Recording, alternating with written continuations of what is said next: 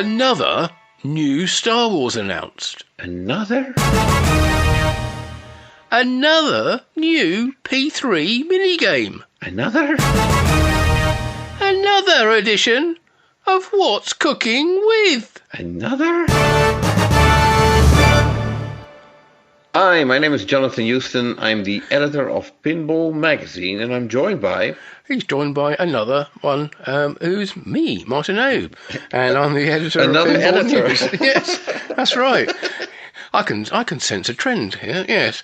Anyway, Jonathan and I are here to bring you another episode, another edition of the Pinball Industry News PINcast. This time we are looking back at all the excitement in the pinball world that took place in the month of August 2025. Another month of August. And well, not another 2025, thankfully. No actual new games. Well, no new machines, shall we say, were announced or produced. Revealed. In this month. But as you heard in the headlines, we do have some new games to talk about, and some interesting factors associated with them as well, which we will also be raising in our edition of What's Cooking With, where we are joined with a special guest, as always, as suggested by Mr. Jack Guarnieri 2 months ago. We will be talking to the man who saved pinball, Roger Sharp. Yes, who will bring you his very special, very rich recipe for turkey stuffing, with Thanksgiving coming up in the US not before too long. And we'll also be talking about his new clothing range as well, where he is actually the subject of the artwork on those clothing items. And also we'll be talking about our first story tonight. And he'll bring you his perspective on the new Star Wars game that's been announced by Stern Pinball. So let's get straight on with it. Yes. Fall of the Empire, Star Wars cornerstone game. Another new Star Wars game, yeah. Yeah, just what we've all been waiting for. Yes, I was going to try and count, but yeah, you're right, I've lost count. Star Wars Fall of the Empire, John Borg design, that much we do know. Stern seem to be sort of fairly lax in announcing it, in that they've told us what it is, with a teaser of the logo. They haven't done what they normally do, which is follow that up a day or so later with more information and a proper video. And they're going to do that over the next few days, but we don't know when exactly, and they're not telling us. So it'll be revealed when it's revealed. Right. Well, we do know there will be a special day for media people to visit the Stern factory on September 10th. Mm-hmm. Yep. Did you get your invite? I got my invite. Good. I didn't get my plane ticket. Ah, right, yes. It did say RSVP, and I went to RSVP to say I couldn't make it, and there isn't the option to not make it. There's only the option to say, yes, you are coming. So I didn't RSVP, unfortunately. But there we go. Right, yeah. Yes, it's Wednesday the 10th of September, as you said, for what they call an early hands-on experience, which is the usual sort of factory tour, get a chance to play the game, lunch and dinner with Stern, chance to talk to some of the design team and interview them. Right. So I did put in a request to talk to the design team, and similar to previous launches, I was told, yes, that should be possible, and then never heard anything again. Yep. Now it was more like it should be possible, but probably not on the 10th because it's a busy day. So either before that or after. We'll have to see. Well, before is fine. Yes. Yeah, before would be fine. Yeah, sure. Give us some time to prepare some content. Well, is 10th launch day, though? 10th is the media day, but I think last time they actually announced and revealed the game a few days before. Yeah, which is actually odd because you'd think media would get the chance to play the game up front so they can prepare their articles, and when you launch, then internet is overflown with all the articles that the media you invited have written in the meantime, or video or podcast, name it, whatever you, will be published. But so I'm not completely understanding how that operates within the Stern thinking process, so to speak. No. Well, there's a couple of other issues which we don't really know anything much about either, and why it's been done this way. Well, what we do know is that, according to the Stern website now, although there's just silhouettes of the game on their website, it does say it's standard cornerstone pricing scheme. So that's $6,999 for the Pro, $9,699 for the Premium, and $12,999 for the LE. We have those three versions as usual. Nothing. No super LEs or collector editions or anything like that. However, and this is the kind of the elephant in the room we haven't spoken about yet, the game will apparently not be offered to the Europe, Middle East and Africa markets due to licensing issues. This is the first time I can remember that happening at all in pinball licenses.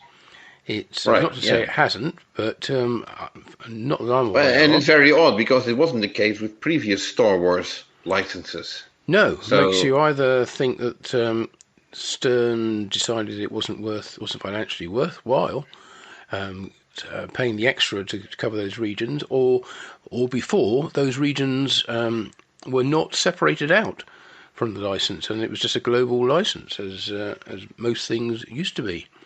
But perhaps Disney are now licensing things in a different way. And this is a topic which I said earlier we will explore a little more when we talk to Roger Sharp, the guru when it comes to licensing, and he can give us his perspective about how unusual this is and whether it's a prevailing trend within the licensing business or not. But stay tuned for that. I'll have that coming up a little bit later. But anyway, so it does mean that those of us in Europe, the Middle East or Africa will not be receiving this Star Wars Fall of the Empire game at launch, and maybe not at all if there isn't the perceived demand for it, which is enough to cause Stern to negotiate a license with Disney for it, which is a real shame. There's something else to keep in mind. This will be the first Spike 3 cornerstone game, not the very first Spike 3 machine. That was the Star Wars Home Plus game, which Costco is currently selling. Mm-hmm. But since this is a Spike 3 game, Stern used to have some way to prevent games destined for example, the US market ending up in Europe by making sure they don't work on a 50 hertz cycle where it is 60 years in the US. Yes. As we're not that familiar with Spike 3 yet, you might think it's easy to export a game from the US to Europe, which is true. But we don't know how easy or difficult it will be to actually make sure that it's working, unless you have a power supply running 110 volts on 60 hertz in Europe, for example, or Africa, or the Middle East. Yes, from what I've heard, it's not that difficult to do, and you can just swap out the power supply that's in the American games for a European version, and it'll then work. Okay. I mean, I'd be surprised if that's still in the system. I'm not saying it's not, but pretty much everything that goes into the Stern game now is DC. Right. It has that big switching power supply, which supplies pretty much everything, and it all comes out of there at DC. And if they want to do some kind of detection of what frequency it's coming in at, whether it's 50 hertz or 60 hertz, that would have to be done before that, or unless they have some means of sort of checking for ripple on the DC, but they're getting a bit technical at that point. So yeah, as you say, it will be interesting to see whether that's something which Stern had deliberately built in order to try and prevent cross-border sales like that, or transatlantic sales, or whether that's something which they've kind of accepted as not worth the effort, because Stern's market has changed a lot over the years, and they used to be very rigid about their distributorship and selling outside your region, the area in which you're allowed to market your game. And these days they don't seem to care about that so much, and everybody sells everywhere. Maybe this is just an extension of that they say, well, if you're going to do that, let's not bother putting any development into checking for 50 or 60 hertz.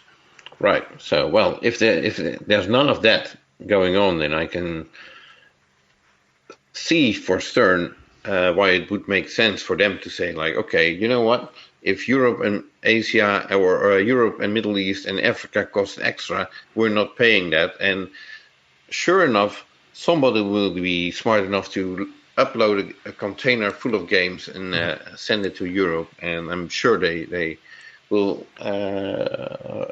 find new customers in Europe with a European distributor that's willing to offer games absolutely. Originally destined for the American market. So. I should add, though, countering the argument I was just making about whether it's worth Stern's while spending money to the 50, 60 hertz check. One reason they might choose to do that is if it helps them with licensing. Because if they can prove to the licensor, okay, we didn't buy the European license for this game, and we put this check into our games to make sure that the games don't go to Europe or won't work in Europe, so they won't be sold that way. Then they can at least say that to them and indicate that they've done their best effort to comply with the license deals. What people do after that, they only have a certain amount of control over. Anyway, so that's Star Wars. Fall of the Empire. But adding on to what you're saying, Stern is already offering the Stern High Performance Power Supply Upgrade Kit for $299.99 US on their website. Right. As soon as they are offering the same kit for European games, then it's the same situation. Basically, you order a bunch of power supplies, you change them out, and the game is good to go for Europe. Yeah, quite possibly. I don't know what's so special about this power supply. It's quieter than the Spike 2 and presumably has higher power capability than the Spike 2 version. There's a Spike 3. It seems an awful lot of. Well, I know, it's something which is sold by Stern through their distributorship or directly from them and designed for their games, but $300 buys you an awful lot of power supply if that's all it is. If you go to any of these power supply companies, or any electronics company like RS Components or Mouser or anything like that, you can get incredibly powerful power supplies for $150, half the price of that. So, but I suppose it comes with a warranty and it's designed specifically for their game. So there is that. If you apart from the noise, I suppose, I don't know what else a Spike 3 power supply would benefit you if you have a Spike 2 game. What I understand is mostly for the noise, and the power supply you have is already powerful enough to have your game working as it should be working. Yeah, I suppose if you're adding on quite a few mods onto it, then that could increase the power draw, and you might want to have a more powerful supply. But okay. Anyway, getting back to the news of August. Yes, that's right. Yes. So what else have we been hearing from Stern this month? Well, they've been pushing Deadpool sales before it's vaulted. These games are almost completely sold out. There's less than they didn't say there's less than 500 of them, but I'm trying to to make a bit fun of the situation, but we don't know how many they have in stock, and it could be 500 or 1,000 or God knows how many. Or how many their distributors have in stock. Oh yeah, well that's another thing to keep in mind. I mean, what Stern does not have in stock doesn't mean it's not available on the market. So, and there's been a Jack Danger live stream of Star Wars with John Borg. Wow. Yeah, but then the Data East Star Wars from 1992, I think that was. The very first one with the Death Star. Better late than never. Yeah, it's a fun video to watch. Yes, I'm sure it is. Yeah. John does reveal one of the figurines, which is in the new game, which is Jabba the Hutt. And did we already mention that the Star Wars game is designed around the what is it called, episode 4, 5, 6, which is actually the first three movies. Yeah, no, that's right. So, and what I understood, Jabba the Hutt was only mentioned in the first movie, episode 4, but started making appearances in the third one, if I'm correctly informed. So anyway, that will be in the game.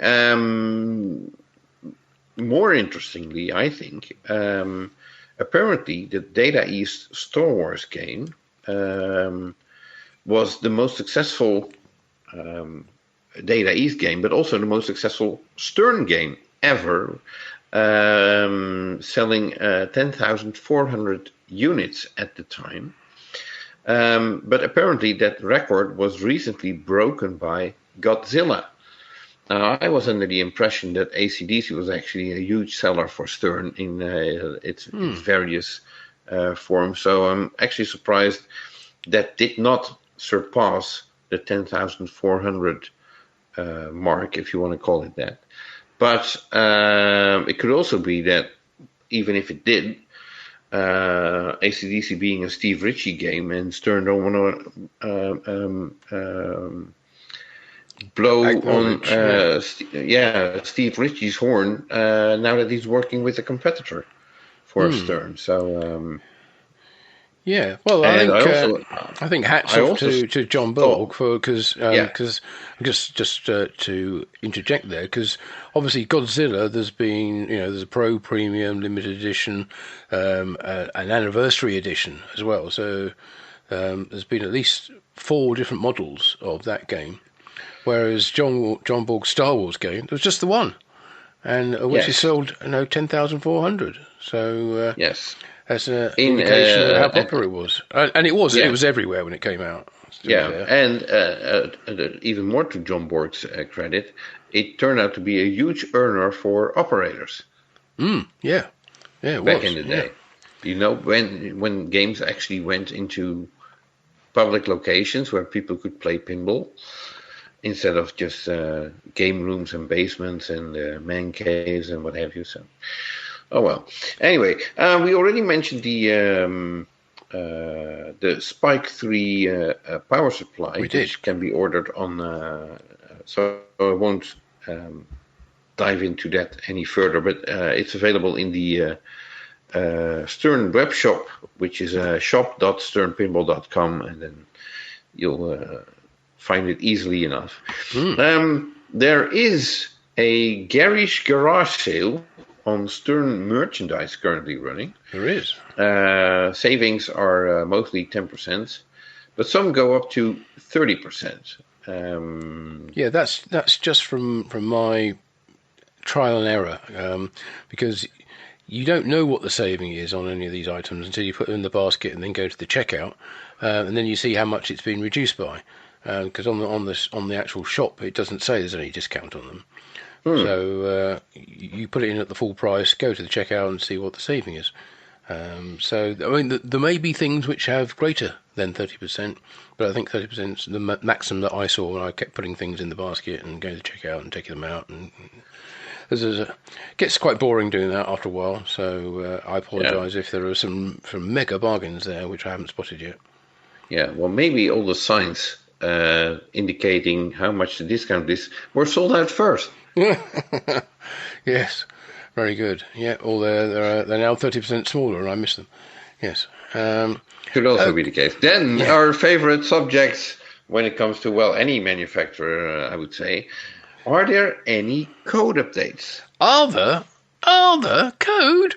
Yeah. Hang on, is there? Yes, there is. Yes, there's quite a lot, actually. But it's been a really busy month for Dungeons & Dragons. When I say month, it's a little over a month, because the most recent update actually came today, and we're recording this on the 2nd of September. So August was a very busy month, with versions 0.93 and 0.94 coming out, and 0.95 came out today.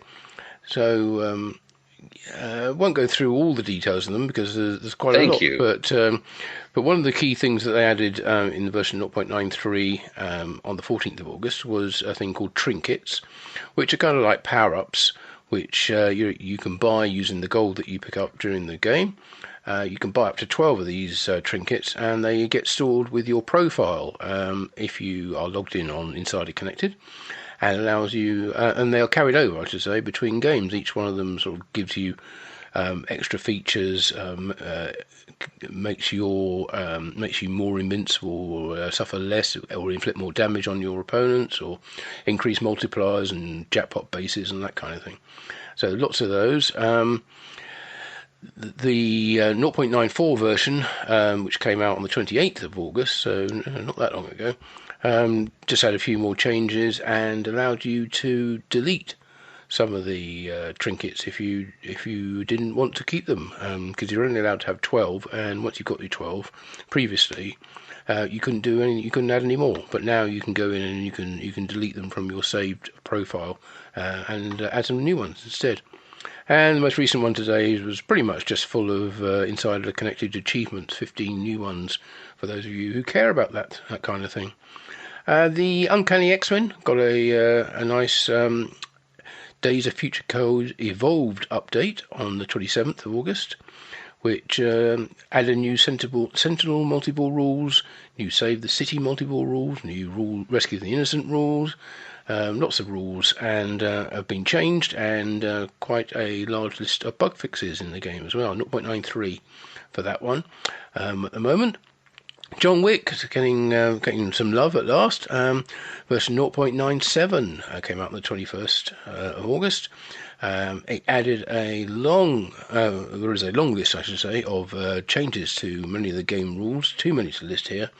But quite a large reworking of how the game plays. So from what people who played it said, it seems to make things a lot clearer and what you have to do, and gives you more feedback when you do make the required shots, and everyone seems to be very happy with it and in the way it's going. But it's still 0.97, it's not finished yet.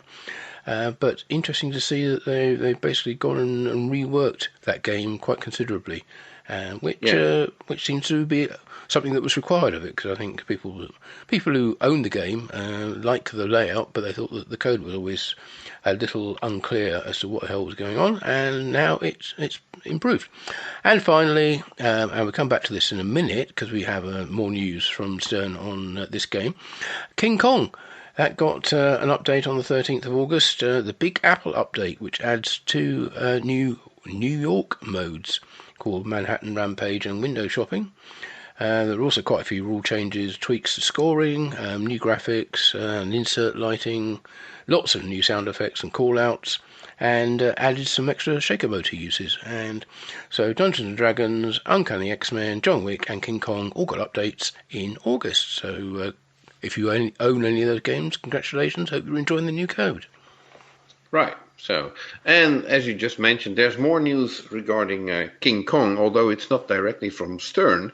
Mm-hmm. But the Electric Playground have announced a King Kong topper manufactured and produced by themselves. And in this case, it's on the way you look at it, on the right side, it's a bunch of stacked plastics in shapes of the New York skyline, with King Kong climbing the Empire State Building. Mm-hmm. And on the left there is a display which features an LCD screen which has 6 animated versions of King Kong from various movies rotating. Personally, to me, only 6 animations. I would get bored with that very quickly, but it could enhance your game, of course. There's over 400 LEDs in it, and they do make nice toppers. So if you're looking for a topper for your King Kong game, then you better be quick, because I believe it's only 100 toppers in total.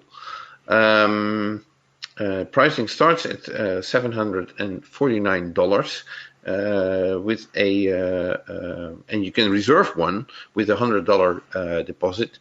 There is an LE version available, which costs $50 more, which has some mirroring effects added to it. And well, I haven't seen it in person, so I'm not sure how to describe it any better. But please visit teppinball.com, TEP pinball.com for images and a lot more details on this King Kong topper that they are currently offering. Yeah, indeed. And just to I guess add some context, that you mentioned about it being 6 videos that or little clips which can be cycled through. I think the idea is that you create your own of those, because they are not licensed to use any of the movie assets. I think each one of those sections, each one of those clips is designed to be dedicated to one of the King Kong movies from the past. And if you are able to add your own video or obtain, shall we say, video clips from those movies, then you can make your own videos and put them onto the SD card that comes with the game, and the topper will play them in order or at the appropriate time.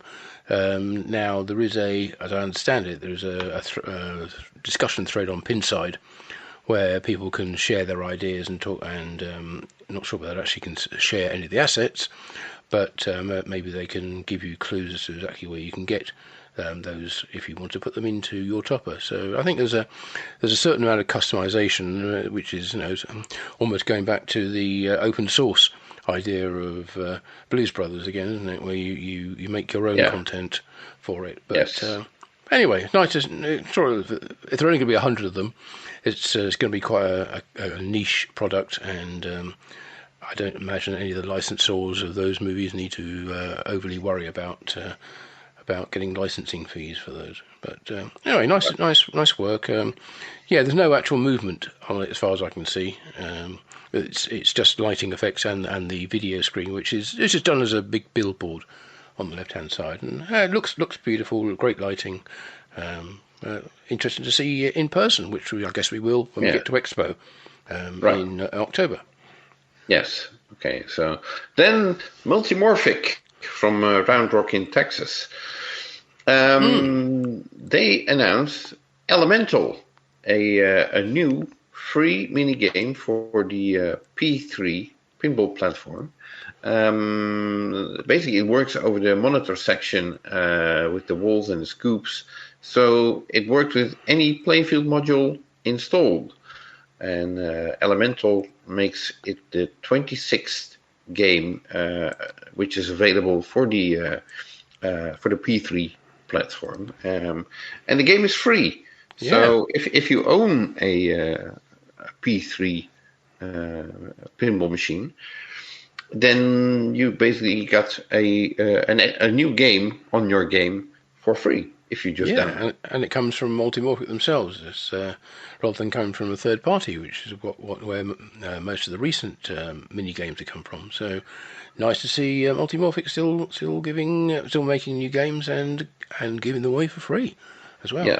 So excellent. And I do think there was I do recall an update from Multimorphic in August, which basically said they would be starting building portal in a couple of weeks, which would be right about now, I'd say. Yeah, on schedule, I think. It's still end of the summer, they said.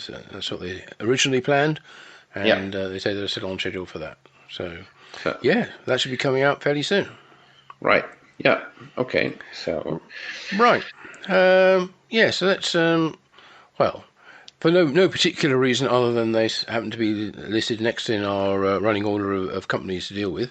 Let's go to your side of the pond and talk about what's going on at Dutch Pinball and Dutch Pinball Exclusive, because I guess one of the ongoing sagas of recent months and all the year has been all about tariffs for sales into the US.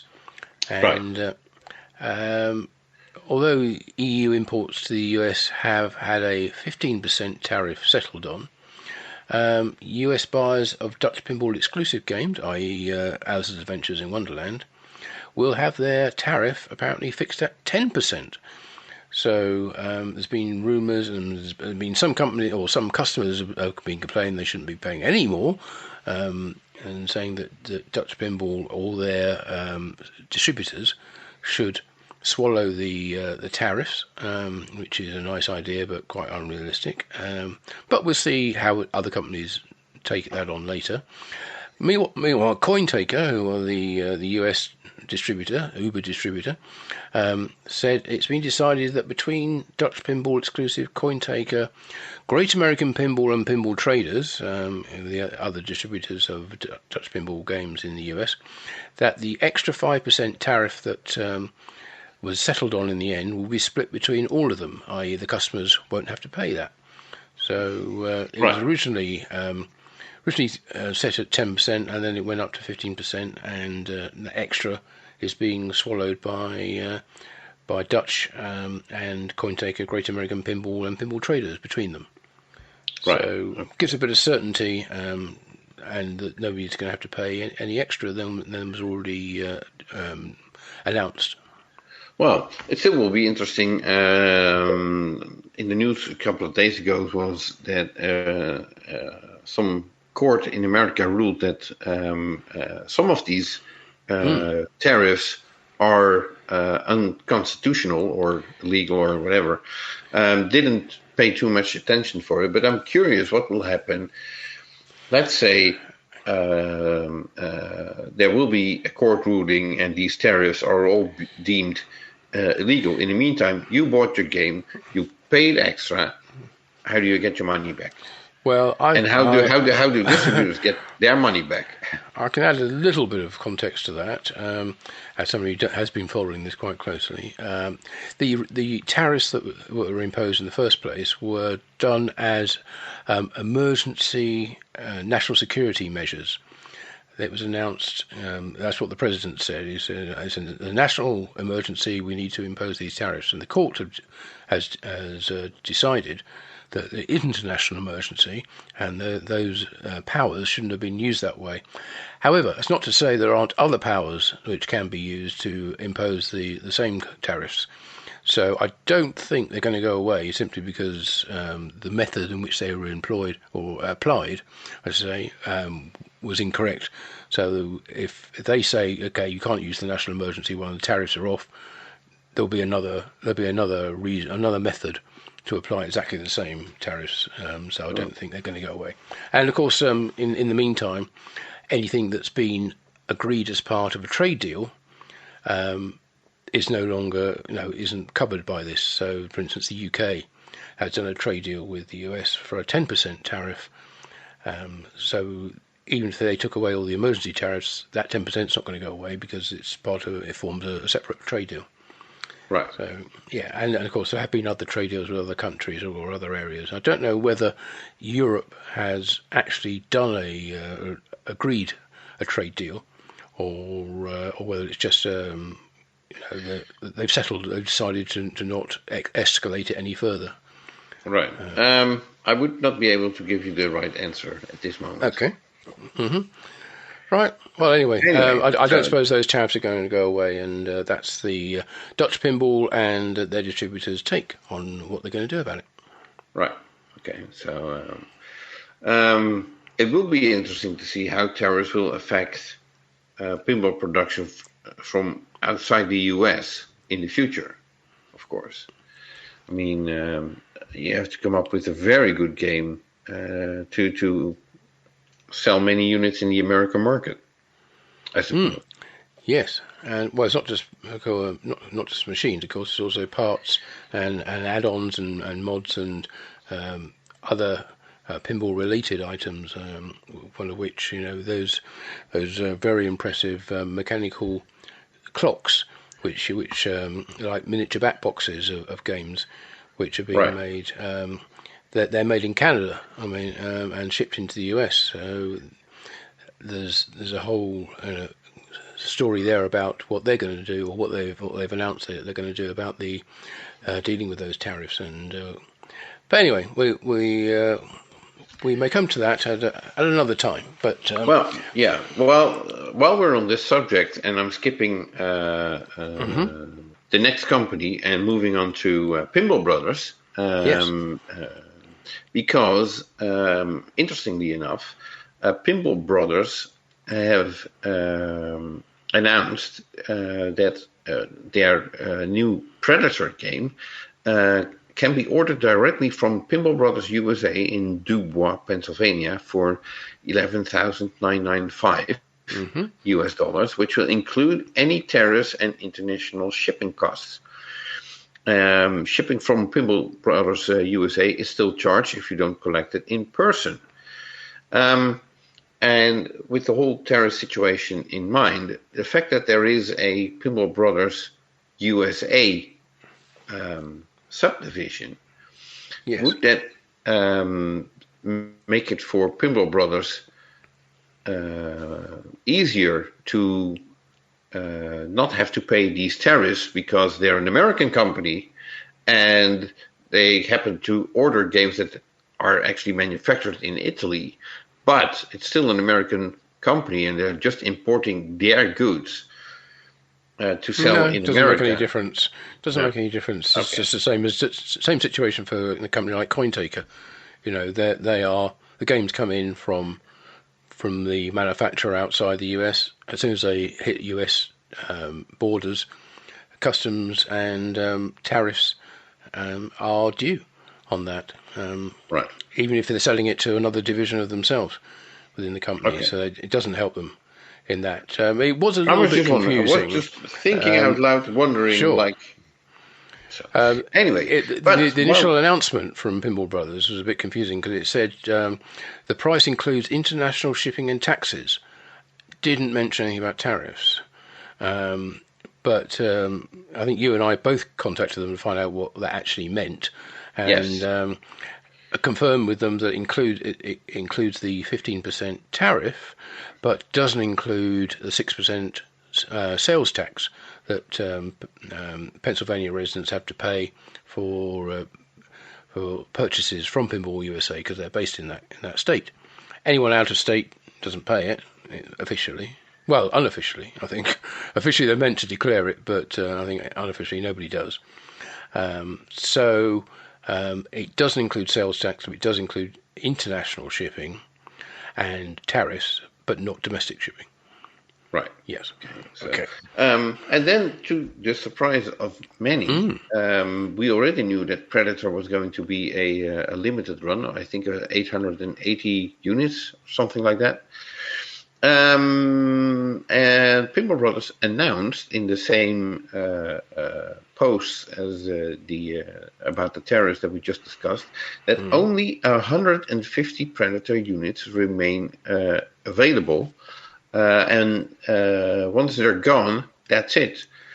Production will end on the 31st of December for both Predator and Alien, and especially this part is where we both reached out to Daniel Jensen and asking for some clarification, because it's rather odd that you would announce a title 2 months ago and then can only manufacture it for the remaining of the year. Yes, indeed. Which means a very short production cycle. So, tell me, what did Daniel tell you? Well, basically the same he told me, which was that Because they manufacture through Euro Pinball Corporation, of which they are part owners, they have to fit into that company's production schedule, and they only have at the time slots in production for this year for about 150 Predator machines. And what was surprising was that they said that, as you said, production of that's going to end on the 31st of December, which presumably means that's the end of the license, but not only for Predator, but also for Alien, Right. both of which were former Fox titles and now Disney again, like everybody. So that it doesn't look like they're going to make any more. And so they're going to talk about clearing their licenses so they can get ready for the production of their next title next year. Right. Which seemed, to me it sounds odd, but I think Euro Pinball Corp are very busy running at full capacity. I think they have a full schedule. They don't intend to expand that. They seem very happy with the size and the capabilities that they have, but their manufacturing schedule is laid out for the rest of this year, and that only includes 150 Predator games, and then that's it. Yeah, and okay, so I reached out to Daniel asking for a clarification, and I'll quote, unquote, what he responded to me. Basically said, it's getting crowded in the production, and since we have a limited capacity, we have calculated we can sell another 150, or even less now, I think 130 to 140-ish spots left of Predator. We're just being careful not to sell something we can't deliver. Well, that seems, I would say, clever thinking. I mean, if you have orders for games that you can't manufacture after a certain date, that's not good for your position in the market, I would say. I also asked him to comment on some speculation that rose from their social media posts about 150 units remaining, where it was suggested that this could possibly be a fire sale aimed at injecting cash into the business to bridge the gap to the next title. Here's what Daniel had to say about that. I really don't know what to say. People seem to lead a lot into every message. The facts are pretty simple. We wanted to tell potential customers that we only have a certain number of games left and that the sales will stop at the end of the year. However, it looks like the game will be sold out a lot earlier than that. That's all. So I don't think anybody has to worry about the financial well-being or of Pinball Brothers at the moment. It seems they're doing fine, whether that's on their own titles or in partnership with Pedretti and the Euro Pinball Corporation. So, well, that's what Daniel had to say, and I tend to stick with the facts. That's the explanation that we got. So, don't read more into it than is being said. Of course, some companies tend to make you believe all sorts of stuff, but in this case, I tend to go with what I just quoted from Daniel Jensen himself. Okay. Well, I would say that it does seem to me odd to cap your new title at such a low value so soon. But we don't know the background to that and how long it's taken them to get to the point where they can manufacture, how long their license is, what the cost for renewing it would be. There's a lot of variables in this, and I'm sure they understand what works for their business and are acting accordingly. But it does mean that we should be getting news about the next Pinball Brothers title towards the end of this year. Yeah, probably making it at the start of next year. Well, we know at least there's a new Pedretti title, Yes, we do. a remake title coming up, which will feature artwork by Brian Allen. There was a interview by Loser Kid Pinball, I believe, with Brian Allen of Flyland Design, which Pedretti actually shared on their social media, hinting at the next Pedretti remake game will be. I skipped through the interview. I didn't completely see it, but I could not discover any section where it was actually stated that the next Pedretti title, what it would be. I may have missed it, but it's a great teaser anyway. But still, so yeah.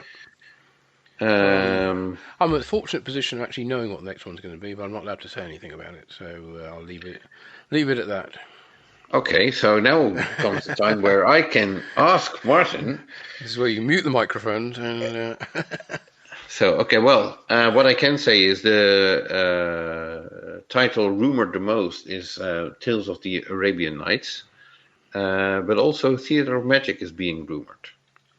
That's all that I know, and we'll see whether it's either one of these games or something completely different.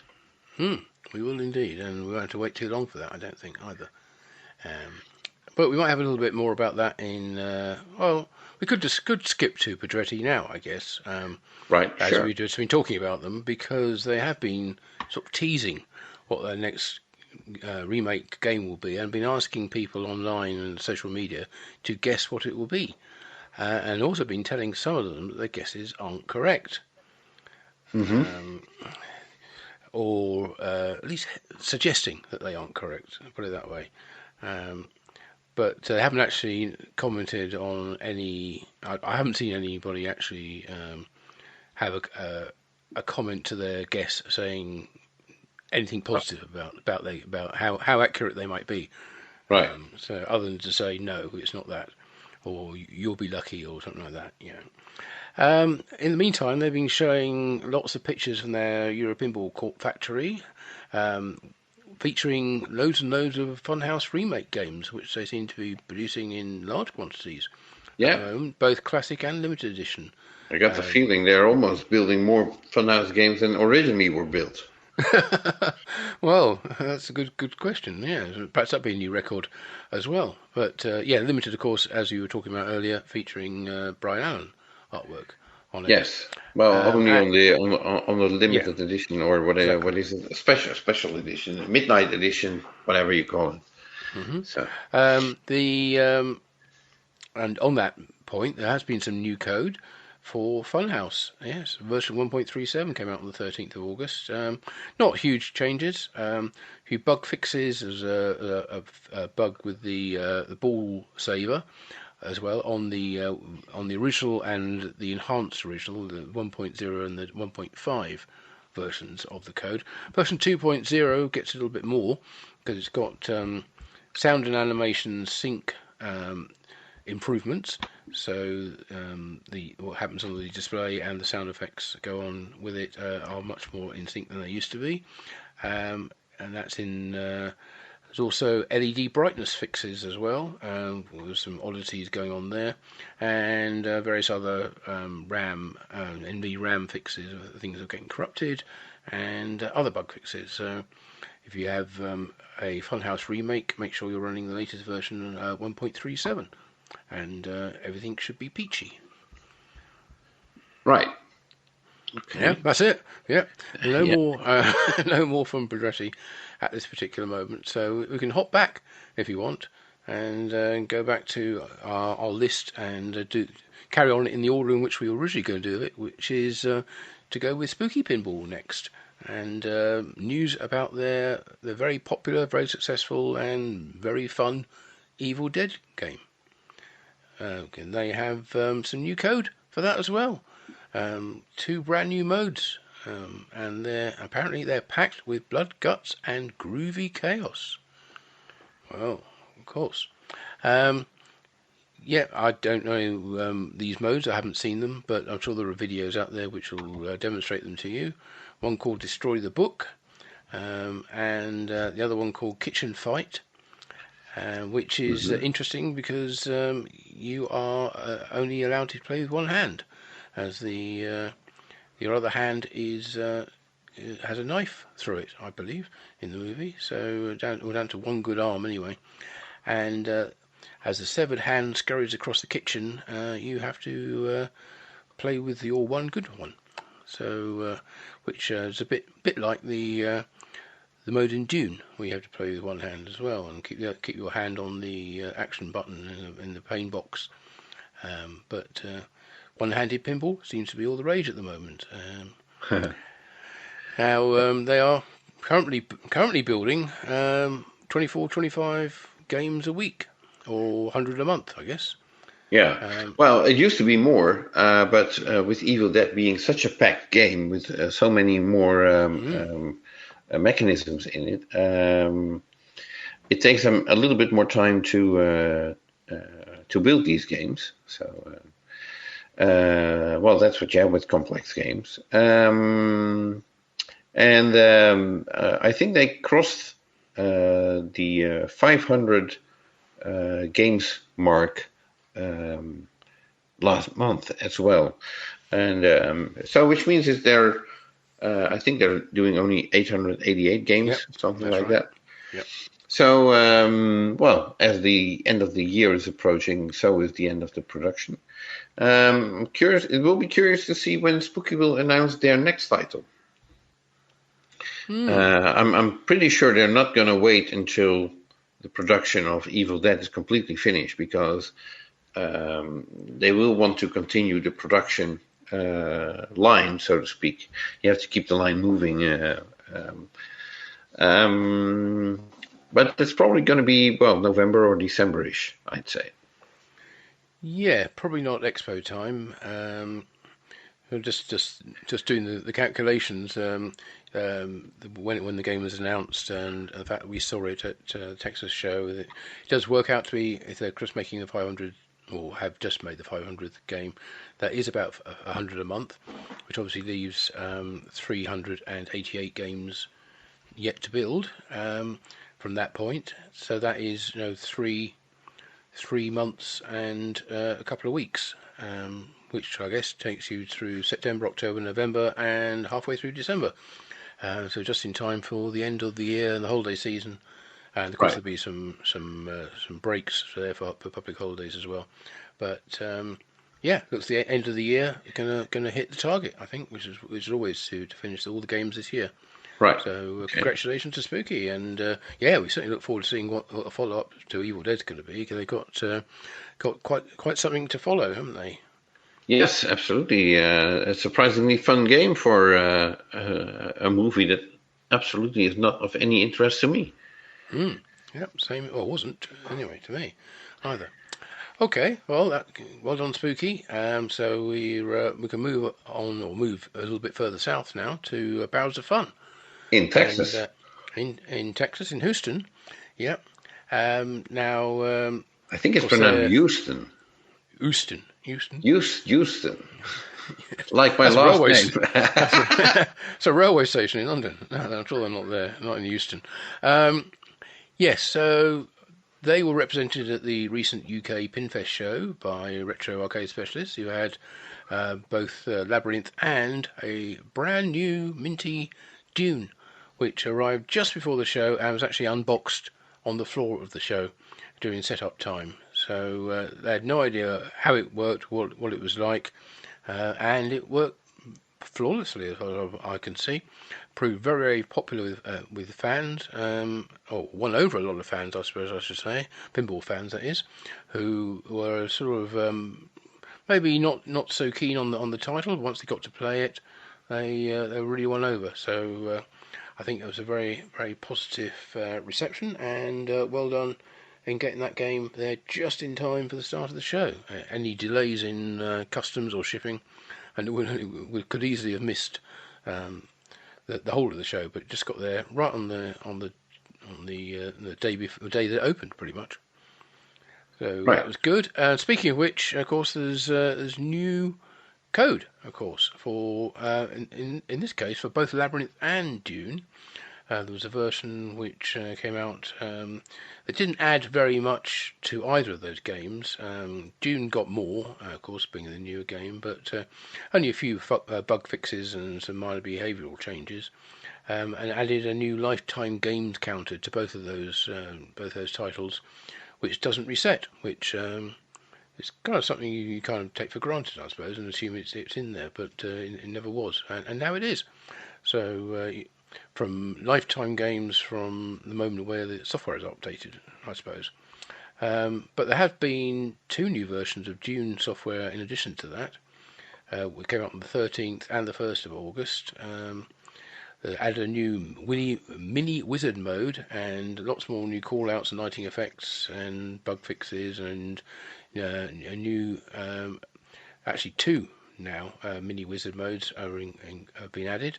Along with a whole bunch of more call-outs from Tara Strong and David Kay, who apparently do the voices, and some quite a few tweaks to some of the features as well. And there were quite a lot of bugs, a relative number of bugs in there, and a lot of them have been fixed. So nice to see all this new code coming out. Right, and that rounds it up for Barrels of Fun. But very good to see that June is now available in the UK as well, and that it proves to be such a popular title at the UK Pinfest show, which you will be talking about a lot more later on, I suppose. Well, a little bit more, but yes, okay, we'll come back to that a bit later. But in the meantime, Jersey Jack Pinball. Yes, they've been very busy promoting Harry Potter, of course, on all their social media, and unsurprisingly, as it's their current title and seems to be doing very, very well for them, the game was featured on the front cover of August's Replay magazine, along which with is a magazine for the coin-op industry published in America. Yes, indeed. Yeah. Inside there's an article about the making of the Harry Potter game, as you might expect, which is actually available to read on I think certainly on their Facebook page, but on others as well. So worth having a read about that. I think you might even be able to read it on the Replay magazine website. Ah, right. Okay. Very good. Yeah. Either way. Well, wherever you get it, it's worth a read. We did happen to know someone I was on their website, on their Facebook page actually, still got the Ken Cromwell's email address as their Facebook contact. Right. So, seeing as Ken doesn't seem a while ago. Yeah, it doesn't seem right, but okay. Yeah. So emails to that address, I don't know whether they're being picked up by somebody else or bouncing, but. They might want to have a little tweak on that, but Ken's going crazy. Stop emailing. Yes. Because we were mentioning earlier about how when we had Jack Guarneri on our "What's Cooking With" segment. Yes. He recommended that our next guest should be Roger Sharp, of course. Right. And that seems to be a particularly good way of leading into this month's What's Cooking With, which Roger Sharp. Of course. Yes, Roger. So I'll hand over to you to do the introductions. Thanks. And stick with us because, this is a very interesting segment, which we already pre-recorded. We still have news coming up from American Pinball, Turner Pinball, Chicago Gaming, Wonderland Amusements, Hexa Pinball, Home Pin, and some more companies and other news as well. So stick around. But first, what's cooking with Roger Sharp? Well, good day to both you, Martin, as well as you, Jonathan. Thank you. What's cooking? Well, I guess one of my more notorious and well-known and favorite recipes would be my Thanksgiving turkey stuffing. Oh, very appropriate. I have done, which has been modified from my mother's recipe. But did you want me to actually go through all of the steps, stages, and ingredients? Yeah, I think so, yeah. Yeah. Okay. How else should our listeners be able to replicate it? They want to cook along. There you go. Well, all right. Well, there's going to be two different preparations happening simultaneously. Ooh. So let me start with what I will call. We're men. Two different things simultaneously, that doesn't usually work well. Well, I think of it as the left hand and the right hand. So anyway, the first part is, and it's a little bit longer, is something that we would affectionately call the soup. And the soup is effectively 3 cups of water. I usually do about a head of celery, a large onion, about 6 cloves of garlic, all minced, chopped up, a nice healthy bunch of carrots, all cut nicely into small pieces, a nice bunch of fresh dill, a nice fresh bunch of parsley, and that goes into a pot, along with, if you are actually doing real turkey stuffing, the neck and the heart of the turkey, the gizzards basically that you take out from the center. And all of that goes into the pot on a medium heat. And that's going to be boiling and cooking for probably about an hour and a half or so. You want the meat to get tender because you're going to take it off the bones and shred it. While that is going on at the top part of the stove, in the oven, I tend to believe and like what I do when it comes to actually the breading for stuffing. Yes. I don't buy anything that's prepackaged. I toast bread. And the bread that I toast happens to be Pepperidge Farm sandwich bread. It has a great consistency, a nice texture, and that will go into the broiler basically to get a nice little tan on it. Yes. I do 3 loaves of bread. Wow. In a large frying pan, while the bread is being done, again, this is my third hand, my third arm, in a, I'll call it a saute pan, basically, large frying pan. Yep. I take another head of celery. I take 3 onions. I prefer white, but yellow's okay. I take another head of parsley. I take, basically, it's kind of like a package of fresh mushrooms. I use button mushrooms, and slice all of those up.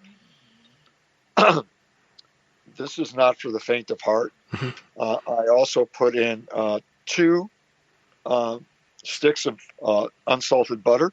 My goodness. I do another 5 or 6 cloves of garlic, all pressed. And I saute all of that together in the pan. When that becomes all done and soft and nice, and the soup is done, I have my 3 loaves of bread. I have 3 large mixing bowls. So each bowl collects 1 loaf of bread, all kind of ripped into pieces. Into each of those bowls goes another stick of butter. So we now have effectively what has been 5 sticks of butter, but that's just to start. Typically toward the end, it's going to be about 2 pounds of butter that go into everything. Yeah, God. And then I take the liquid from, in quotes, the soup, as well as the vegetables, as well as the now shredded pieces of turkey, and I combine those equally into each of the 3 bowls. And that becomes effectively my stuffing. Wow. And how much bowls do you need for 1 turkey? I used to do, all right, when the boys were still living in the house, I used to do about 8 loaves of bread. And the reason for it is that I used to not only serve, so we actually, stuff the turkey. I'd have a separate, we'll call it a Corningware baking dish, with more spillover, if you will, of stuffing that could be done as part of the in quote side dish. And then I would proportion out enough containers to freeze the stuffing so that it could be had over the course of the year just as a separate little treat. So that's the starting point. And again, with basic onion powder, garlic powder, parsley flakes, more dill, more seasoning. I do not do oregano, but I do basil. Mrs. Dash has some seasonings that I do use. That's no salt added that I like. It's onion, garlic, and I think that is kind of what my recipe is. So how many people would that serve? How many servings would you get from that then? From all those from three what I loaves? just shared, Yes. Right. From what I just shared with you, that would be enough for 4 people. Just so 4 if you people? want to cut it down, last year I did 2 Put loaves. half the farm in there. Right. Well, for Ellen and myself last year that we did separately, I just did 2 loaves of bread. And basically we had about 1 loaf for ourselves. And again, part of that soup I also use to make gravy for the turkey. So nothing is really wasted. And the vegetables kind of all are just there. I mean, it's not it's not overly filling, I'd like to think, although it really is. Wow. And I basically froze the balance of it. So I think you can scale accordingly, but really the 3 cups of water is kind of negligible because much of it is going to boil down anyway. Yeah. And as for the bread, if you do 1 loaf or 2 loaves, you can, scale that also. But we're really not looking at, well, I don't think of it as looking at all that much. But to your point, I think just take a look. And if it's just for you and a special someone or, a couple of friends, I think you can kind of divvy things out accordingly. Sure. Oh, great. Well, thank you very much for sharing what's cooking with Roger Sharp. But yeah, great to hear from you. Well, thank you for your happy time. Thanksgiving to everyone. Yeah, indeed, and to you too. Yes, while you're here, can we pick your brains on a topical issue or two? We might as well start with the rather extraordinary and amazing range of Roger Sharp branded apparel, which has been developed in association with Deviant Pinball. Can you tell us a little bit how that came to happen? Literally out of the blue, Paul reached out via an email. We had an exchange, and I thought it was as crazy as Colin, what was it, last year or so, approaching me about doing an action figure. So we kind of discussed things and where I was comfortable and what I was willing to allow. And we reached a contract and agreement, and lo and behold, I guess now it is officially launched with the first product line. Dare I say that there's actually going to be more, because there will be. And we'll see if there are enough individuals out there who are desirous of having something related to Roger Sharp. I mean, you're the master of licensing. I mean, how does it feel to be the subject of the license rather than the licensor? Well, that does raise an interesting question. So thanks for asking. It's somewhat strange. It's humbling in some ways, in all honesty. I know that the pinball art project that was undertaken was effectively just the game plan visuals, and some of that admittedly making it into T-shirts as a silhouette from Sharpshooter and elsewhere. So I suppose that I am not totally unaware of the sensation, but for it to kind of take hold in this particular fashion, no pun intended, with Paul, is again, it's somewhat similar to the movie. It's an out-of-body experience. Yes. So Yes. we will see. I know that Paul actually sent me a note letting me know that here's a copy of the invoice for the very first order. So I know that somebody out there has already ordered 2 T-shirts. It's the same thing that happened with Colin when I guess he sold out the limited edition action figures in a matter of a few hours, and I wound up getting some emails and text messages from people saying, "Hi, I got one," you know, and it's like, okay, well, so I will sit back and surprise. Yeah, sit back and Best, watch the money roll in, as they say. I suppose, and at least people will now be warm and comfortable in whatever they're And fashionable. whatever they're desirous of wearing. Yes, good. Yes, I know Jonathan wanted to ask you a question related to a topic we were talking about a little earlier in this podcast, Yes. this month's PINcast. So Well, I'll pass over to him. yes, thank you, Martin. You may have heard by now that Stern is releasing a new Star Wars game, The Fall of the Empire. And interestingly enough, it looks like that will be a game destined only for the US domestic market and Australia. Because apparently that game will not be available in Europe, Middle East, and Africa due to licensing restrictions. Now, you're very well familiar with the licensing process in when it comes to pinball titles and other stuff.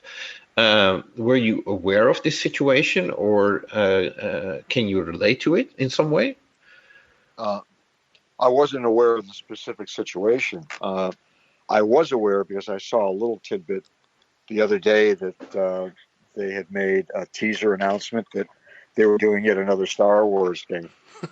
So that was something that was a surprise. I admittedly don't stay really on top of all that is happening in the community. I apologize for that. It's just something that's not necessarily top of mind. In regard to answering the question about limitations on territories or anything else to that matter, it's not unusual. I think that sometimes, and not necessarily in this particular instance for the example I'm going to give, because I'm sure that this is not the reason, but sometimes it's a question of where the trademarks and copyrights are held and in what category.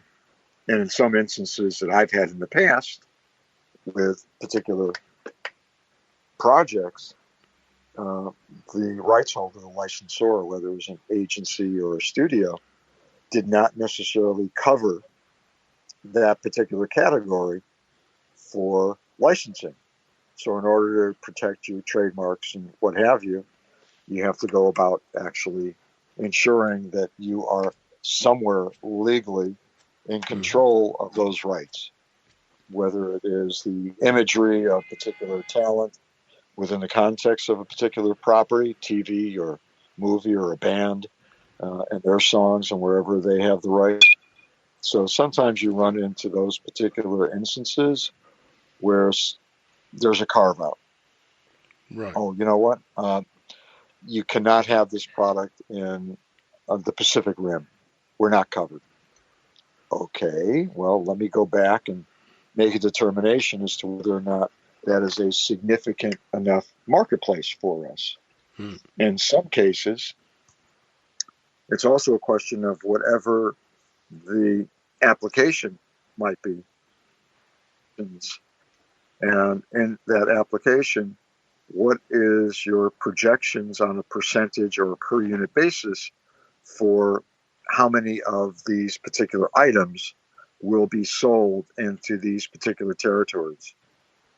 And sometimes when the numbers are negligible, the rights holder will say, well, you know what, we're going to do a carve out and you can't get the rights to Bulgaria because you're only going to be selling one product in that particular country or region. In regard to Star Wars, which is probably more to the point that you're curious about, whether or not there is anything having to do with the current economic climate in the world, tariff-wise, restrictions, boundaries that have been placed by the current administration. And I'm not taking a stance politically or otherwise, although I would love to, but I won't. Yeah. That may have become a barrier for Star Wars. I think everybody knows is now controlled, or Lucas is now controlled by Disney. Yes. Right. Disney may have some specific issues where, look, yes, you can do this, but only here. My understanding, and please correct me if I'm wrong because you're closer to it. My understanding is that because of the logo and some of the speculation, that this new game is going to be based on what we always think of as the first episodes, but effectively were episodes 4, 5, and 6. 4 to 6, yes. So is that true? Yes. As we understand it, yes. We haven't seen the game, but yes. All right. If that's true, then there may be some limitation of rights that were either granted by Lucas during the takeover or by Disney itself, having to do with the movies that go back into 1977 and the like. Although, if memory serves, I think we did have likeness rights of characters in the previous Star Wars game that Steve Ritchie designed for Stern. Mm-hmm. So, my belief is that probably is not the reason necessarily, but that what I posed previously might well be. And or if there is some protection in place by Disney in regard to now saying, look, we want to hold back because we have some other things that we want to do, and or, this is another and or. If the proposal included, and again, this is something that was also mentioned from what I saw briefly, if there's going to be a spin-off story to the original 4, 5, and 6 that did not appear on screen, where you're going to take these characters to, I'll call it a side adventure, those rights might not have been made available because it wasn't within the entire story arc of those 3 movies. Are you following what I'm saying? Yeah. Okay, I just didn't know if that made sense, but I think that, there are ways to take licenses that have a border, if you will, a finite story structure, and in some cases you can elaborate on it if allowed, and in others you may not be able to. Right. There might even be another scenario thinkable, and forgive me for sitting in the speculation seat, so to speak. No, please speculate away, because you both are much closer to it than I am, and I'm always fascinated by whatever is transpiring in the marketplace because I am still somewhat involved in it. This is something I hope you can comment on, because there is a question in the end. But I think it was about a year ago, or at least a couple of months, that apparently John Borg had designed the new Indiana Jones games, which is also Lucasfilm, belonging to Disney now. And eventually, when Stern went after the license, it turned out to be too expensive, and that game never went into production. Given that this is Star Wars, also Lucasfilm, Disney, would it make much of a difference for a company like Stern if they would negotiate the license for Star Wars for this new game, and Disney comes with a specific amount for in terms of royalties, and you have to pay for X amount of games or whatever, that Stern would come back and say, like, what if we don't take Europe, Africa, and Middle East? How much would it be then? That it becomes more affordable for a company like Stern to say, like, you know what, we're just going to focus on America, Australia, and a couple of other territories, South America, if you will. would that be phone call? A reasonable thought, or am I completely way out of line here? No, I mean, not at all. In fact, I've actually done agreements on other projects that specifically were for, we'll call it North America, and nowhere else. So, to your point, I think that that would probably be a great assumption. That would be somewhat high up on the list as to why the decision was made.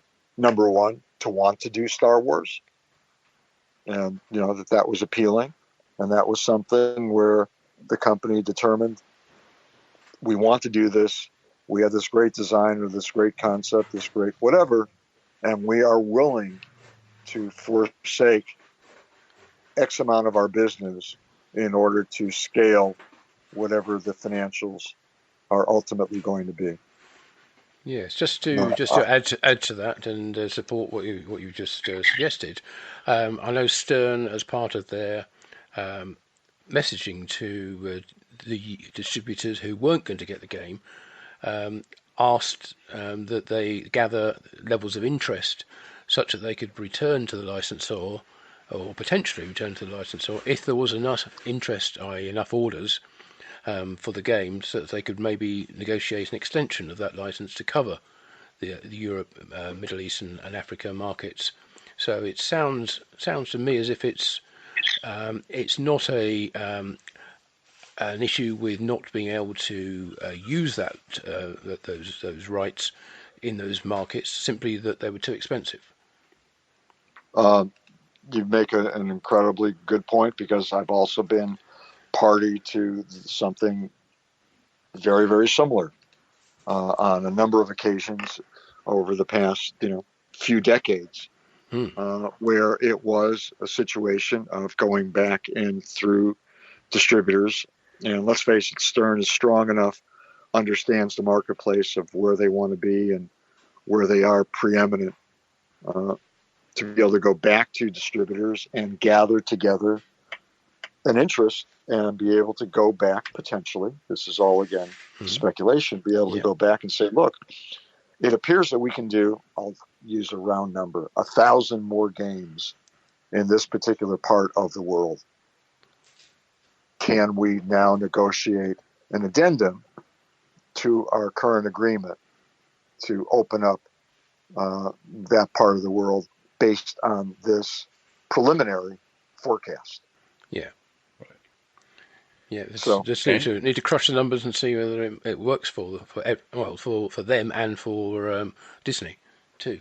Yeah, I think, and again, I mean, what emerges from my curiosity, if nothing else, at least specific only to this project, is doing the numbers and crunching them and determining, where would this particular IP fall in the desirability by territory, global region, and, if we're going to get, and again, this is just throwing out numbers, if 80% of our business is North America and 20% is elsewhere, well, then, it doesn't make sense to pay 100% of the dollars for effectively only 80% of the marketplace, or 60%, or 50%, whatever those percentages might be. Yeah. Versus, looking at other projects and saying 100% for 100% of the globe, even if we don't tap into each and every region, each and every country equally, at least it makes, business sense. And just one final question on that.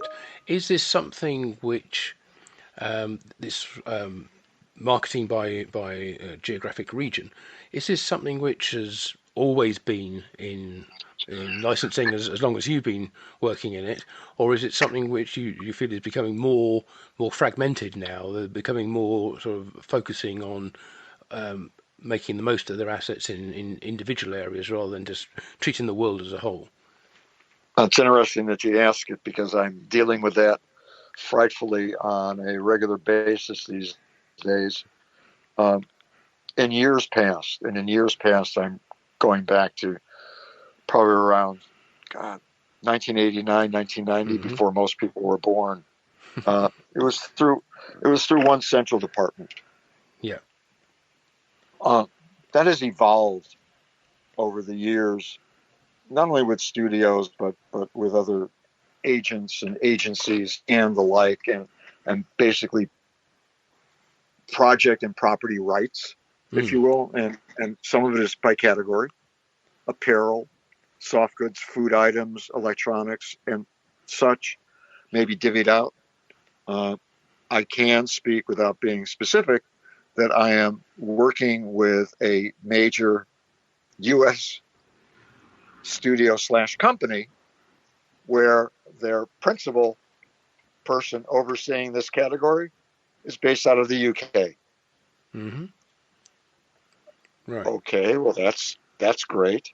I have another where some of it is predicated on where the potential licensee is based. So if they are based, let's say, in the Netherlands, well, then they're going to be dealing with the European office for a studio. Many of the consolidated activities by, and this principally tends to be the studios, if you will, the Warner Brothers of the world, Universal's, Paramount, well, Paramount now being a little bit of everything, MGM, Amazon, have offices around the world. Yeah. And you wind up needing to actually prorate out financials for each of those different offices. Yeah. So in some cases, in years past, it was a question of getting the approval from the core office. Yes. For some of their satellites to say, are those rights available, or have you negotiated and effectively sold them to someone else? So suddenly there is that carve out where you don't have South America, or you do, or you don't have the Pacific Rim, or you do. So it has become much more fragmented. To effectively get to the gist of your question with an answer, it's not as straightforward as it used to be. I think that licensing in general, forgetting about pinball as a category or anything else, has become so much more ubiquitous that it has changed the landscape as a result.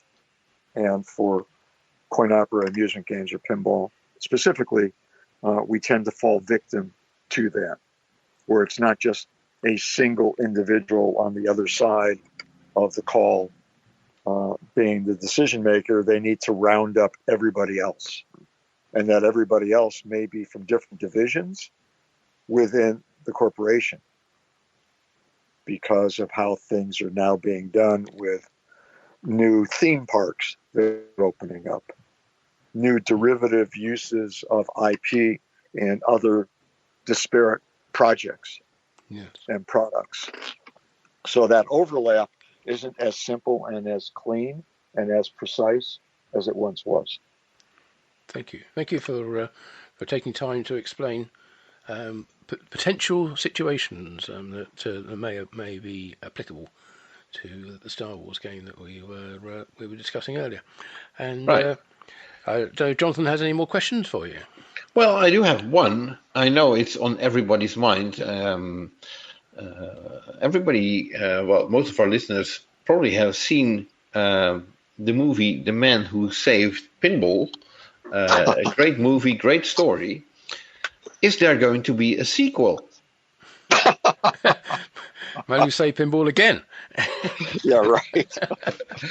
I think that I only have one life to live, and to follow up on that last great scene with Dennis.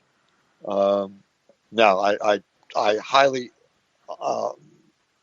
it's highly unlikely that there will be a sequel. I do know that there's some new film projects that are on the horizon and coming. new documentaries where if people can't get enough of me, yes, I will be on screen doing whatever I do.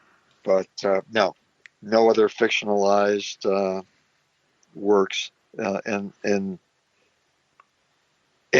any way, shape, or form. And I'm actually heading out with Ellen next month. MPI is celebrating an anniversary in LA. It's some gala event, and I'll get a chance to meet up again with Meredith and Austin. I'll ask them the question if they're done with their current project that they're working on. Would they want to revisit me? Or, more importantly, is there some type of director's cut that we can put together to really kind of elaborate on the story? So that's about as far as we can go with any of that. Okay. Well, and just remember where you heard it first, straight from Roger Sharp himself. There you go. I hate to disappoint everybody. I know that there's enough individuals out there that are curious as to will there ever be a DVD or anything else. I do believe that there are DVDs available. I know that they're still looking at, and this is MPI, Moving Picture Institute. They're still looking at distribution in Europe. I believe, and again, both of you are closer to it, that there either was or is going to be a showing at a movie theater in Germany of the film. And I think that we're also looking at having the film be viewable and at BIF in France next month. Yes, that's right. I know that Thilo has reached out to me for next spring, I guess May, somewhere close to Hanover. Hopefully the movie will be available for viewing there. So, again, one never knows. Right. So, well, you should better start practicing your French and German then. I suppose. Either that, I have to share with you, and hopefully you'll indulge me.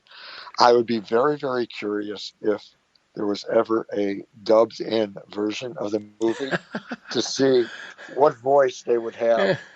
Me, parlez-vous en français, or yo hablo español, or anything else for that matter. So we'll see. But it's all in good fun. Okay. Well, if you're in any of the European countries or wherever over the world, and you are aware of an overdubbed version of that movie where Roger and all the other characters in the movie are speaking the language of a specific territory, not being English, please do let us know. I will, and likewise, since again, both of you stay so close to the pulse of what's happening in the world. If you hear about it before I do, please let me know. We will be sure to let you know. Yes. Indeed. If anybody lets us know, we'll let you know for sure. Well, again, gentlemen, thanks for indulging me, and hopefully I've given something to whet one's appetite when it comes to a recipe, and more importantly, stay well, travel safe, and look forward to seeing you in Schaumburg in a matter of just weeks, I guess. Yes, thank you very much for joining us this month, Roger, and also not just for your recipe, but for your detailed insight into the marketing business and how the Defiant Pinball clothing range came around. So thanks for spending some time with us. Definitely. Thank you. Be well, my friends. Bye. Much for that, Roger. Yes, and very kind of him. The only thing we forgot to ask Roger, but I'll reach out to him. Who would he suggest that we talk to next month? So good point. Yeah. Yeah. Well, it'll be a surprise for all of us then when we find out who is doing our next What's Cooking with. Right. So, and then, as I promised to you, we move on with the remaining companies that we haven't discussed yet, starting with American Pinball. And surprise, surprise, they have another sale, this time a Labor Day sale, with price reduction on the barbecue, Barry O's barbecue game, the classic edition, Galactic Tank Force Deluxe and Signature Edition Hot Wheels Classic, Legends of Valhalla Classic, and the Houdini Classic, plus 25% off parts sales and merchandise, I believe, as well. So I didn't mention all the pricing yet, but if you go to American Pinball's Facebook page or Instagram, there's images there displaying all the pricing. Yes, unfortunately, it all finished yesterday. Okay. Well, we were discussing what happened in August, so if you want to see what you missed out on or what you might be able to benefit from, given that American Pinball is known for frequent sales like these, and we do have. I don't want to get ahead of the calendar, but Black Friday is coming up, Cyber Monday is coming up. What else? Thanksgiving's coming up. All those festive days celebrated in America are coming up. Halloween is coming up, so Tuesday is coming up as well. Or Friday as well. Yeah. Oh well, there you go. Reason enough for another discount. So anyway, what was interesting was that this time around the prices had dropped a little from the previous sale. On the 4th of July, for instance, they had the Galactic Tank Force Signature at $7,999. And some people were saying, well, bring it down to 7,000, I'm in. Well, it dropped just over $200 in the Labor Day sale. It's 7,780. And the Legends of Valhalla Classic as well was 5,280 down from 5,495, so another $215 lower. Makes you wonder how low they're going to go with these prices. As I understand it, this is all stock. They're not building any more games. These are games, and which makes me wonder how much stock do they have, and how come they haven't sold it yet? Yeah, even with all these sale prices. Exactly. Yeah. Is there going to be a threshold at which a whole bunch of people suddenly decide, okay, it's the price has dropped low enough, I'm in, and then will it be a big rush on them? Well, I'd say $8,000 on a Galactic Tank Force Signature is already a bargain. Yes, I think it is. Yeah, compared coming from 14,000, what have you? So 995. Yeah. Yeah. Well, it's 7,780. In the most recent sale, and the next one might be lower still. Right. But you have to wonder if they're not selling at that price. How low do they have to go? Right. So was Galactic Tank Force well received at the UK Pinfest? It certainly was. It was on the Isle End. I was playing. I got a chance to play it and had great fun. And best part of it was that I was well down going into the very last ball and managed to pull it back completely and won the game by quite a margin. So that just goes to show still got enough luck playing pinball. And yes, it was very popular. It was because it was on the end of the aisle. Had the tank tracks on the side and they're all illuminated, and really was very inducing for people to just walk up to it and play it. And even though we playing what I thought was going to be the last game of the day, just as they were announcing the show hall was closing, there were still people waiting to play it, and they didn't mind playing after us and saying, well, if we get kicked out, we get kicked out, but I want to get to play this game. Right. So that's a good sign, I think. And I wish I had one at that price, but of course in the UK they're quite a bit more. But hey, that's just imports and taxes and all that kind of stuff that we pay over here. Maybe you can fit one in your hand luggage from Expo, something like that. So. Yeah, maybe over the course of the next 5 years I can bring it back in pieces and build it up again. Yeah. Right. So, there was some more news which is sort of related to American Pinball or Aimtron, their parent company, as at the same address as where American Pinball and Aimtron are located, is now also a company called Orbit Games, which is not a very uncommon name. I mean, no. I think there's like dozens of companies called Orbit Games. But the company on Facebook, I forgot his name, but some guy named Steve, I believe, mentioned that how he regretted seeing American Pinball going away. But apparently, as they responded, American Pinball is one of our brands. It's not going anywhere. Which is a bit confusing because we've already announced that they had this company called Funsup Manufacturing, which is to be a contract manufacturer for other companies' designs. Yeah, which as far as we know, nobody is using, but okay. Yeah, Orbit Games links to Funsup Manufacturing, so that's still a thing apparently. And Funsup's webpage says it's powered by Orbit Games, so that's not confusing.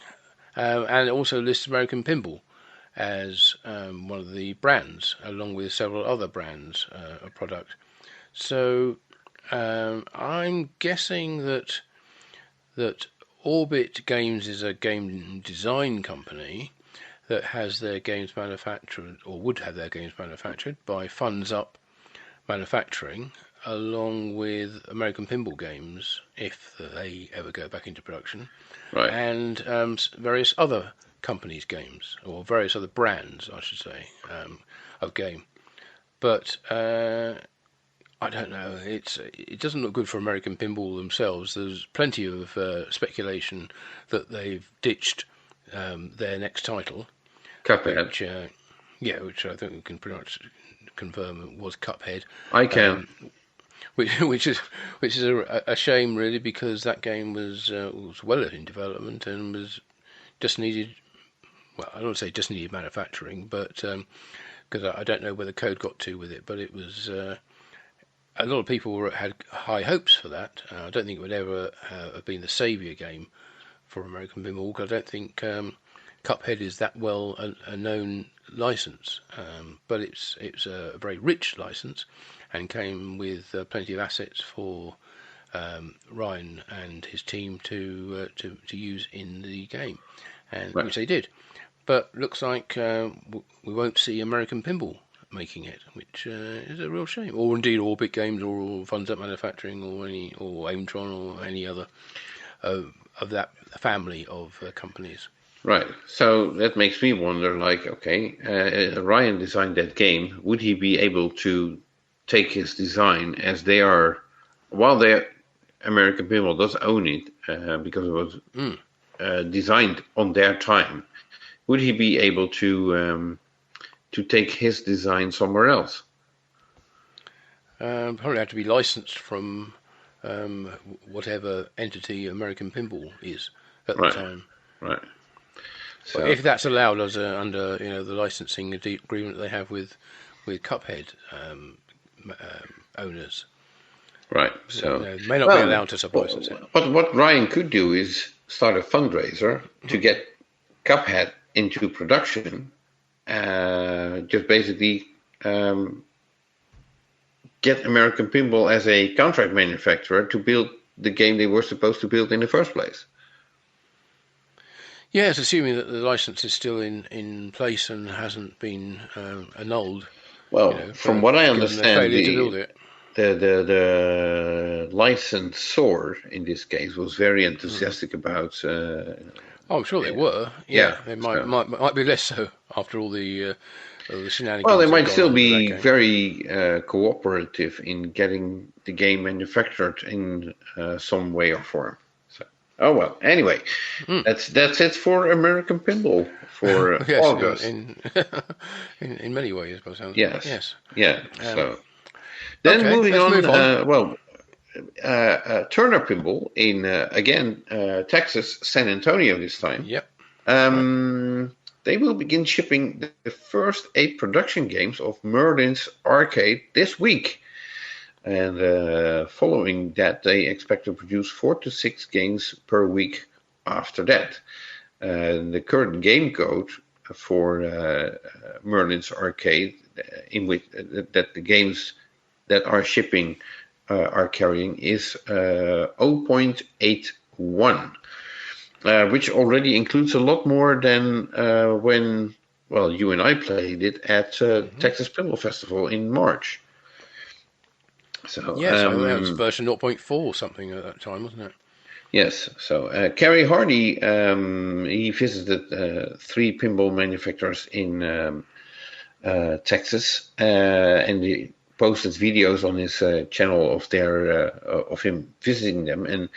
And when visiting Turner Pinball, Chris Turner indicated that there are code updates in the works for Ninja Eclipse, their previous game. Oh yeah. Mm-hmm. That code update will still be installable through USB, but in the future, updates will be able to be installed through Wi-Fi. Okay, makes sense. Yeah. Yeah. So and what's also interesting, and there's quite a big explanation on it by Chris Turner in that video by Kerry Hardy, highly recommended, is that Merlin's Arcade features a patent-pending updated pop bumper design, which contains several improvements, reducing install time during the building process. And the other improvements are, at the bottom of the pop bumper is a metal plate, I would say, probably spring steel. The skirt of the pop bumper is also made of spring steel, and together with that base plate of metal, when the ball rolls onto the plate, even if, well, by the slightest touch of the metal skirt, the pop bumper is already activated, which makes it far more reliable than the spoon mechanism, which is still in place, but which is currently in use for I'd say probably almost 100 years now. So that spoon mechanism is still in place as well, but this way the ball is sensed in a different way, and immediately the pop bumper activates. So I'm very curious to see how that will result. I expect it to result in more pop bumper action on Merlin's Arcade, and I'd love to take a new look at the game at Pinball Expo next month. Yeah, I wonder if that's something which is been added recently. Cause I do remember it having a reasonable amount of pop bumper action when we played it, but it wasn't something which leapt out at me and going, "Wow, that's really sensitive up there." Which of course is the other thing, because you want to make sure that there's no fake detection, no false signals, so it ends up firing when the ball isn't actually there. Yes. But be interested to see that. Yep, definitely want to play that game. And it is sobering thought to think that it's actually next month, Pinball Expo. Yes. And so we're only looking at 6-7 weeks, I think, until then. Yeah. Which is a frightening thought, considering how much work I have to put in before it starts, in order to do all the streaming, or the recording, and the seminars and all that kind of stuff, and the coverage of it as well. But on the subject of Pinball Expo, and it was something I was going to add later, the schedule of events for this year's show, or at least a preliminary schedule of events, is now on the Pinball Expo website. So if you want to see who is currently scheduled to be talking during the seminars, what the opening hours are, when the factory tour is. It's just the one scheduled so far this year. Mm-hmm. Head over to pinballexpo.com and have a look on the schedule of events from the drop down at the top, and it'll bring up the full current listing. There are a few gaps in there which says to be arranged, but it's looking like an interesting show. I have to say, there's plenty going on and some very interesting talks. And of course, all the regulars are going to be there. There's a big swathe of Stern Pinball talks talking about their most recent games. Looks like Dwight and his team are back for the Let's Make a Deal Saturday night quiz. Always fun. And of course, the big autograph session as well on Saturday lunchtime will be in the same place as it usually is. So why aren't you there? That's the question. It's going to be a great show, and we will both be there. Yes, we will. Yeah. So then moving back to our list of manufacturers and the news to report from them. Chicago Gaming, Medieval Madness, the Merlin's edition are in production, and the company expects them to be delivering them from September, which is this month, until February of 2026. And this will all be domestic games. International production games will not happen until later in 2026. And the company received several questions about whether they will be running toppers separately for people to add to a game that doesn't have a topper yet. Definitely not this year, but maybe in the future. The Merlin editions come with the topper. Yes, but if you have an original Medieval Madness, yes, for example, and you want to put the topper on,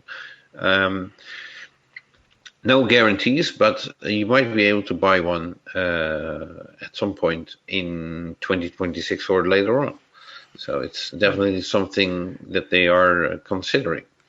The Cactus Canyon remake upgrade, which includes the saloon, the saloon doors, and some other extra features, is also in production at the moment. That means that production of Pulp Fiction has currently stopped, but there are games in stock and ready to ship if you're interested in one. And the same goes for Cactus Canyon, the SE and SE Plus models. So that's about it for Chicago Gaming for now. Okay, well, it's nice to get some news from Chicago Gaming, yeah, and positive news at that. So let's look forward to seeing those games arriving at buyers' houses. Right.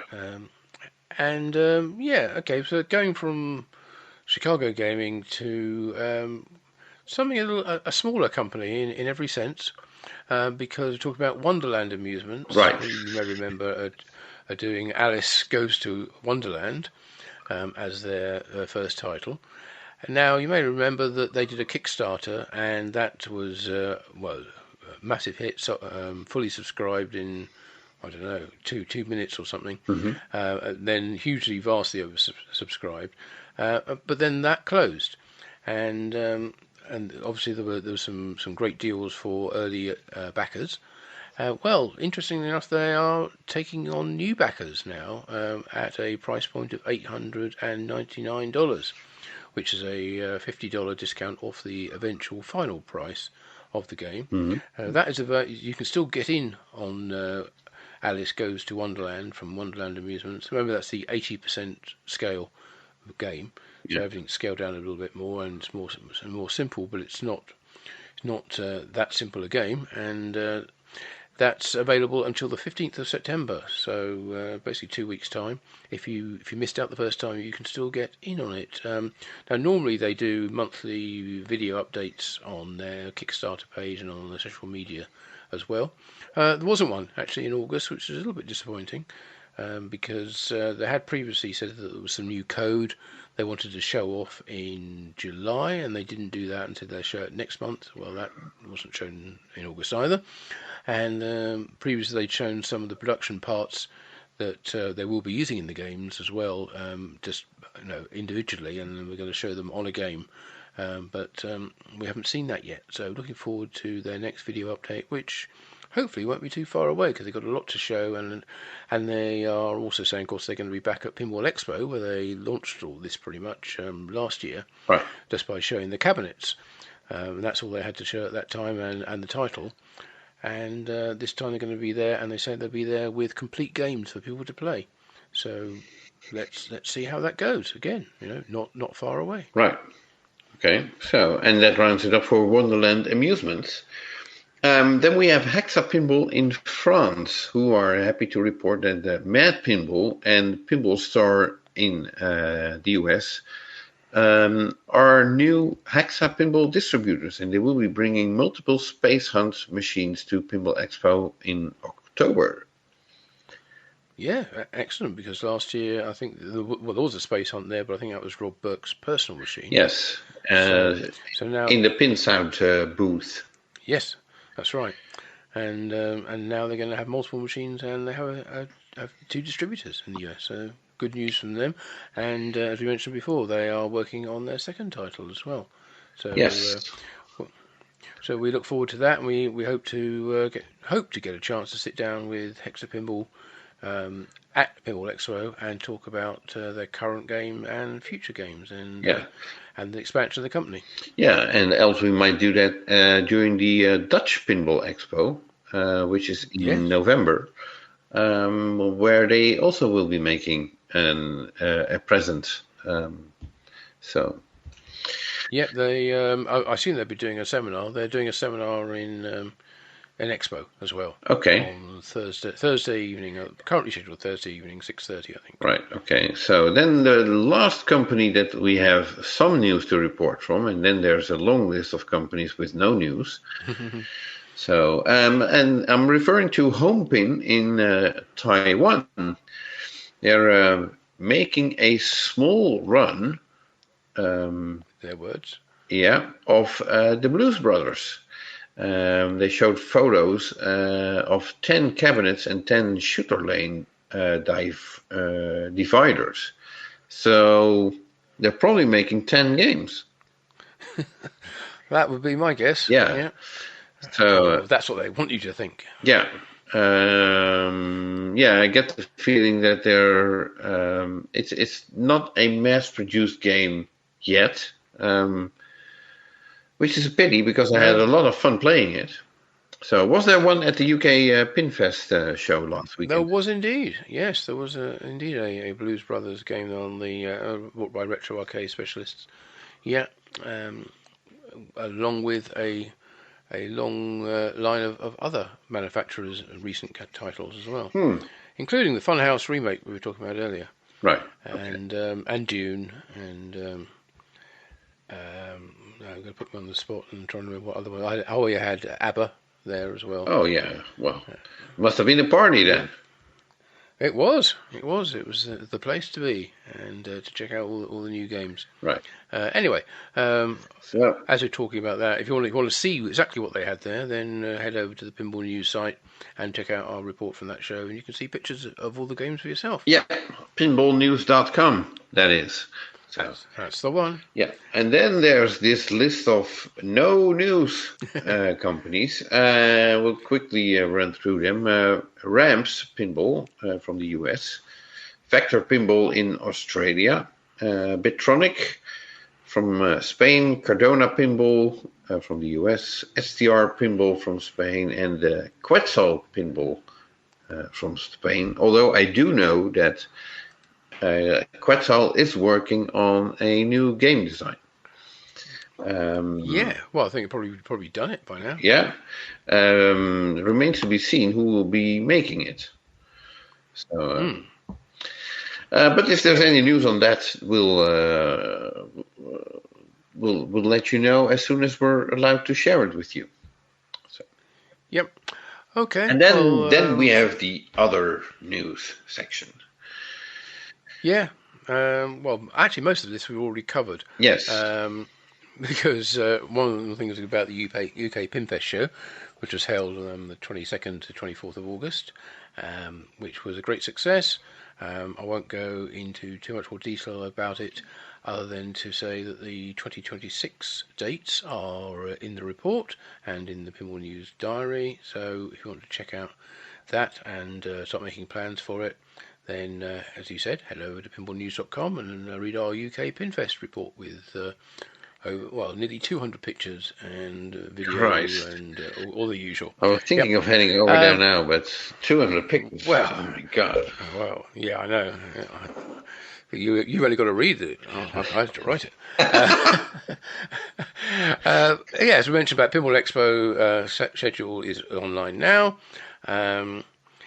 We've already spoken about what Roger Sharp's been doing with his Defiant Pinball range, which brought out a whole new line of T-shirt designs, and as Roger's told us, there's more to come. Right. So we look forward to seeing what he's doing there.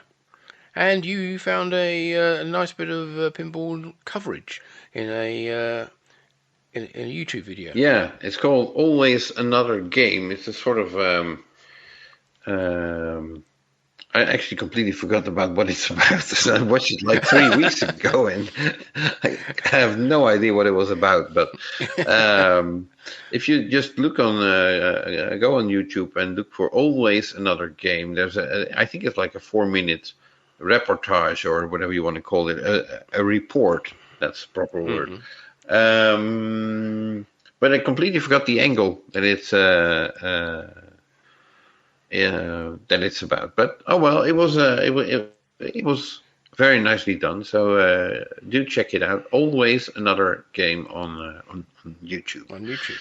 So, and good. Sorry for being a little vague. It's very late over here, and I really need to get to bed. So. Right. Well, I won't hold you up too much longer. I think that's kind of wrapped it up for this, all the news from the pinball world in August. Unless you can think of anything else that we need to cover, we haven't. No. We haven't missed anything else out from our list of things we need to do. No. Yeah. Good. Okay. Well, in that case, we'll be back at the start of October.